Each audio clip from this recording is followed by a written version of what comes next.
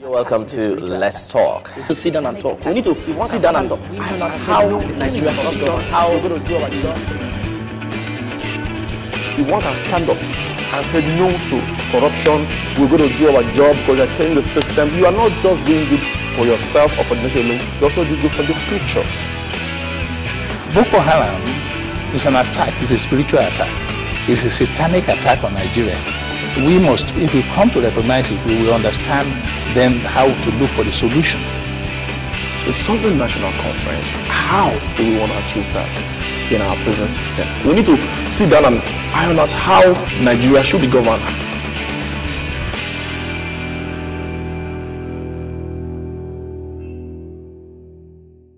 Thanks for joining us on another edition of Let's Talk, the program where we look at certain issues that are very important to us, issues that are of national as well as international import.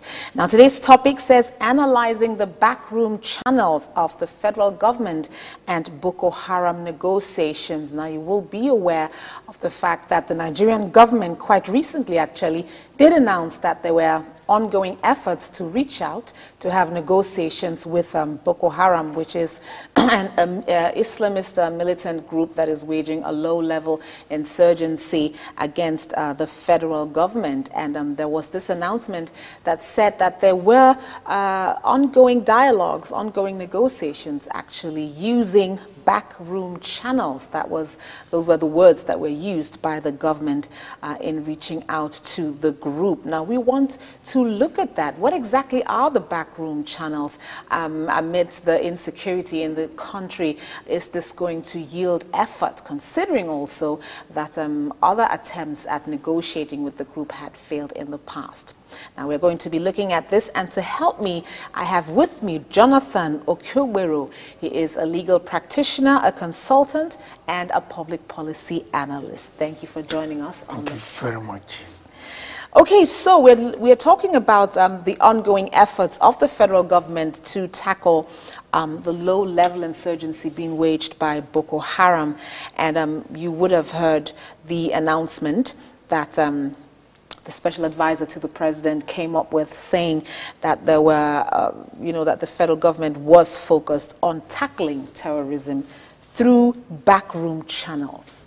Now, when I first heard it, I thought to myself, backroom channels, it sounds unconventional. It sounds like not following normal procedures. What do you make of that announcement about using backroom channels to dialogue with Boko Haram? Thank you very much.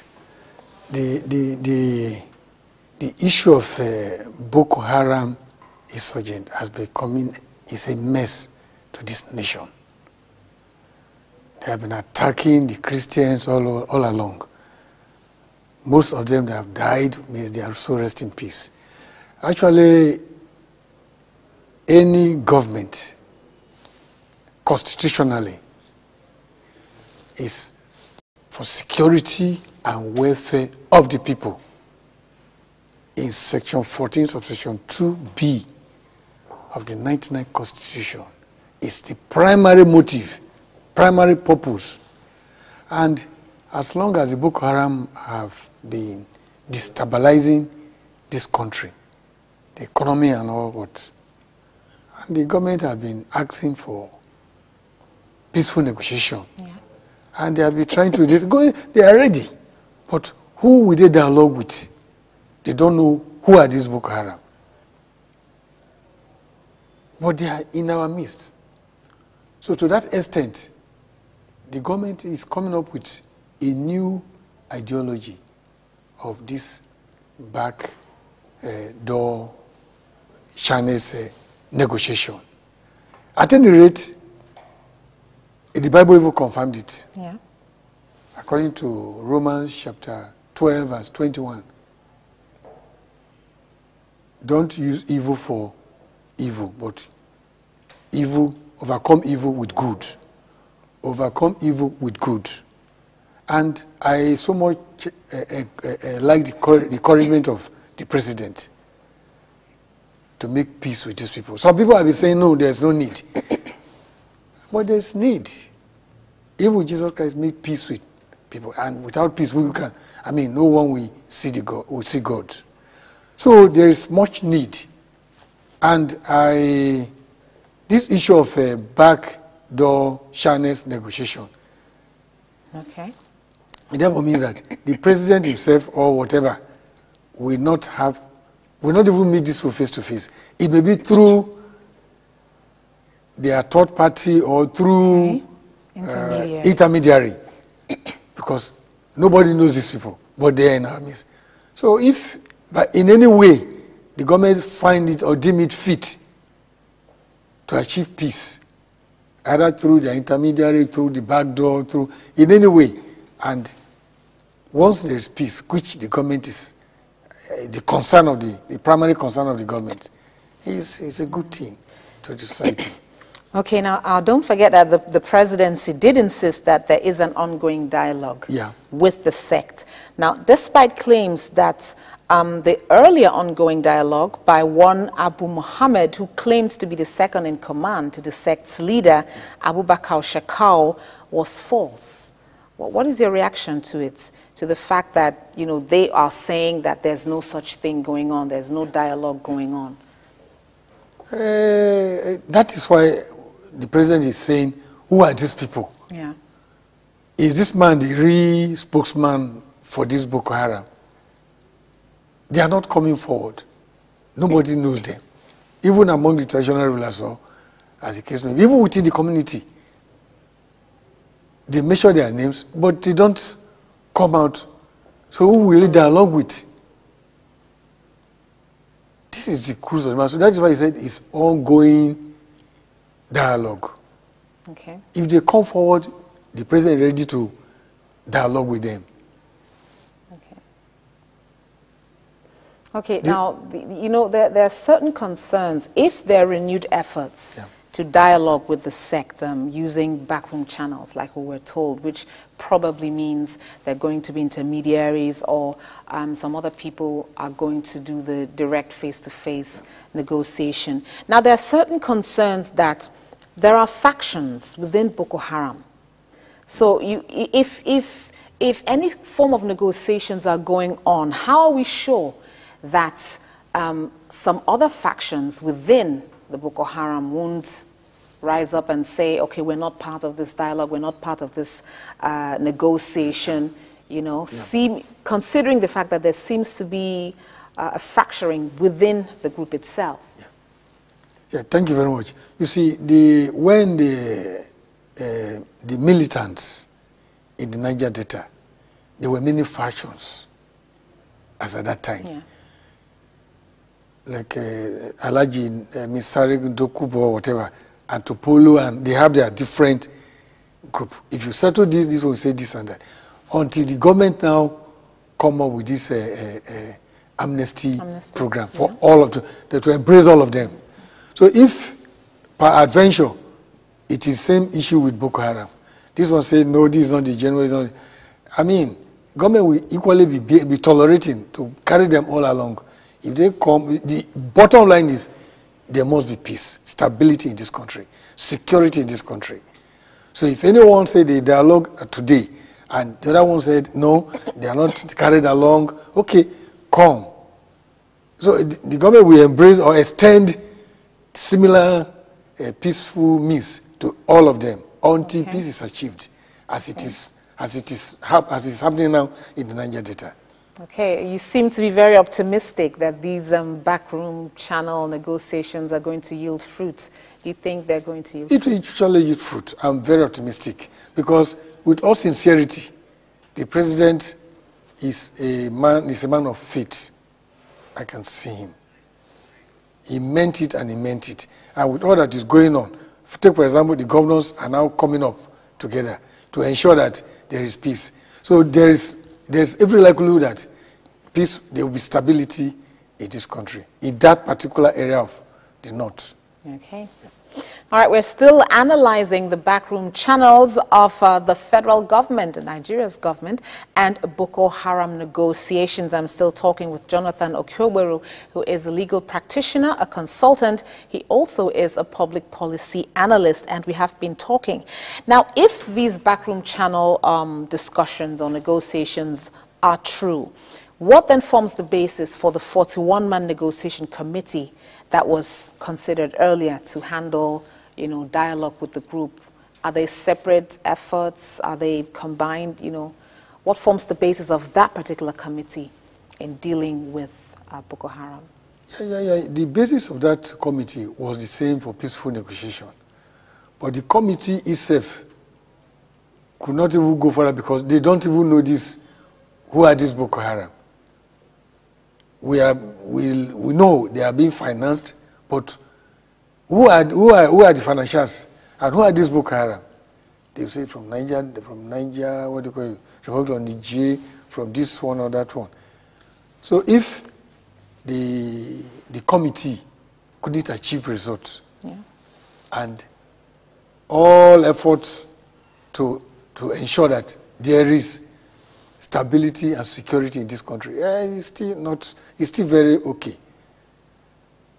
So both the committee and the present backdoor channel, if both of them can achieve results, fine. Okay.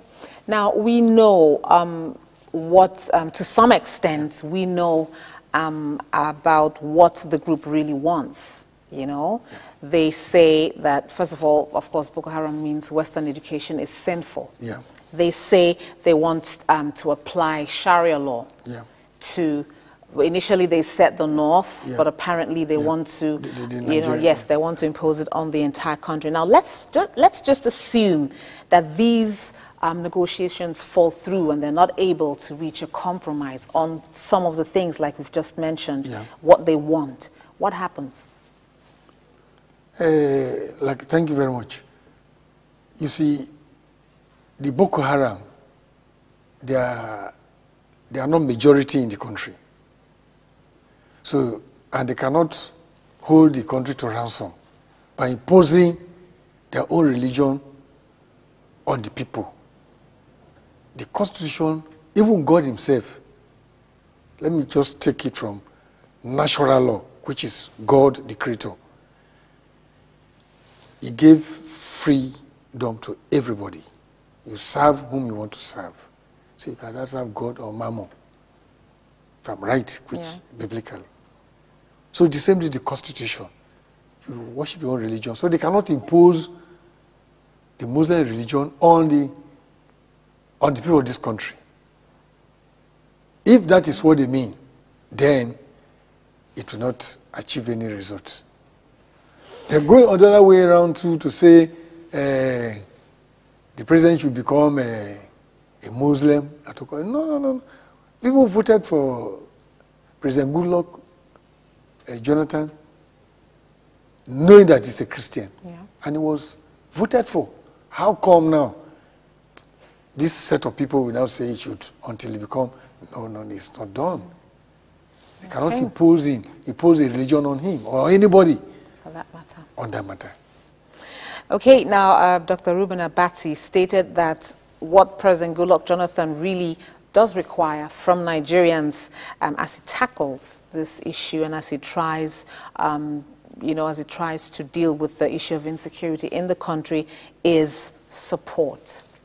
What kind of support do you think that the president does require of Nigerians? And do you think that so far Nigerians have been supportive of the president, in ending this menace?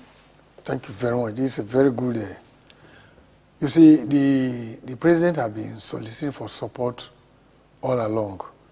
The kind of support we need to give to the president, with due respect to some of these reverends and pastors who are saying he should resign because he couldn't. No. It's not so. The Bible said, pray without ceasing. We should continue to fast and pray for the stability and security of this country. That is one of the major support And now we are believing God with sincerity and sincere prayer to God. He will surely answer. I think this book, they will surrender. We can see the Bible too confirmed it when Saul, then, I'm not preaching anyway, but I'm referring to the natural law. Yeah. Because we derive everything from God. He is the creator. Apostle Saul who was converted to Paul. We knew all what he did. He was converted when he met Christ. So with our continuous prayer, which is the only support by the time we intercede on behalf of this country, I think that very primary support will go a long way to end the peace, to end the instability of this country. You see, the reverends, the pastors, and whom I expect them to be prayerful enough, they are asking Jonathan to resign. And this man is God sent, the way I can see him, because he was overwhelmingly voted for. And mine from the minority Delta State too. He's from Bayelsa, South. We never expect that a Southerner will even rule this country. So we need to support him, just only prayers. And he's a man of faith. So that area of support is very good. Then the other manual area of support, which is a man-made, is the governors of that region.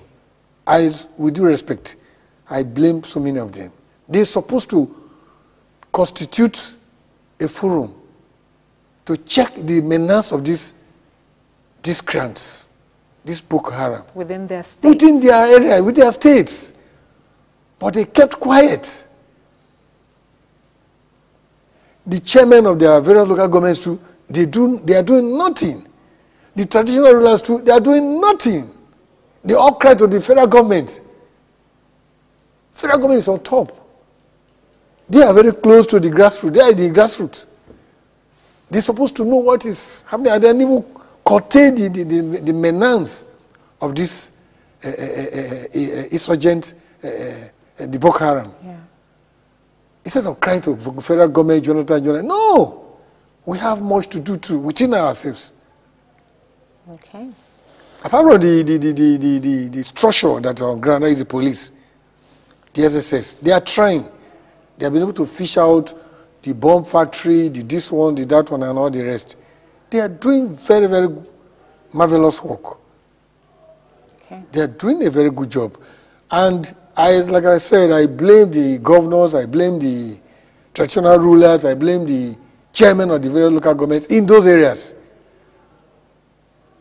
They will help to ensure, to arrest. I think I heard from the television when there was these Niger Delta militants. Then the late Yaroda president, vice president, who is not the president now, he was told to go to the creeks, to go and make peace with all these people. And he went and came up with this amnesty program. And look at it today. There is peace. There is stability in that area. We don't hear of vandalization of pipeline and all that. So this is exactly what even the vice president is supposed to have gone to that area, even or whatever. So these are the man-made solutions. But God's solution is the prayer, which I expect the pastors and everywhere, meaning Nigerians, to pray for the stability of this country, so that this man can transform this country. He has the good this for the country. It means good for this country. Okay. Yes, it means good for this country. The president means good for this country. Okay, well, in closing, really, first of all, we talked earlier about the fact that there seem to be some factions within Boko Haram. Do you think that the government kind of has lost track of these various factions within Boko Haram? Do you think that the backroom channels will involve them reaching out to the different factions, as it were, or what do you think? Yes, to that. The government, I think, they have much information than we do. information from the SSS and findings and reports goes, yes, the different factions, they will all carry them along. The way from my own opinion, definitely, they will ensure that whatsoever will bring about peace in that region, particularly in the north. Okay. The government will do everything humanly possible. And to that extent, they will not leave any faction behind. Okay, so what steps do you think that the government should put in place to make these backroom channels or negotiations more effective? And that's the last question. Yeah, for the government, I will only advise on my own opinion, they should go as far as they are saying, some of these factions, they are coming out by saying, this is their leader, this is their spokesman, this is their spokesman. They should confirm very well that these are the people who are actually involved. Then they now dialogue with them. By so doing, and they will sign a memo of understanding to that effect that, look, they will no longer cause problems in this country, insecurity in this country. So to that extent, I will advise the government to reach out to all their leaders, all their spokesmen, not to leave anyone behind, so that there will be no one coming out from one way or the other to embarrass the peaceful means of settling this issue. Sure. Because it has devastated that north. And as a country, people have been afraid, the Southerners have been afraid to go there and even establish all properties there, which is abnormal. Okay. All right, we have been analyzing the backroom channels of the federal government and Boko Haram negotiations. And I have been talking with Jonathan Okyogberu. He is a legal practitioner. He is a consultant. He also is a public policy analyst. Thank you very much for coming on the show. And while efforts of the federal government continue in trying to deal with this militant insurgency against it, like my guest said, also Nigerians have to continue to give their support to the government, to the president. The government is on top there, like our guest said, and the president is but one person, but we are many, and there is something that we can do. Apart, we don't have to criticize, we don't have to mudsling, but we can give our support, and we are going to do just that, like my guest has said, by praying that there is going to be peace, by praying for the peace of the country, and we're not going to relent in doing that. Thank you very much for being a part of this particular edition of Let's Talk. We did appreciate your participation in it, and we will ask you to join us again when we talk about another interesting issue that affects you and I. You're welcome to Let's Talk. To sit down and talk. We need to sit down and talk. How Nigeria should go, how we're going to do our job. You want to stand up and say no to corruption. We're going to do our job because you're telling the system. You are not just doing good for yourself or for the nation, you also do good for the future. Boko Haram is an attack, it's a spiritual attack. It's a satanic attack on Nigeria. We must, if we come to recognize it, we will understand then how to look for the solution. The Sovereign National Conference, how do we want to achieve that in our present system? We need to sit down and iron out how Nigeria should be governed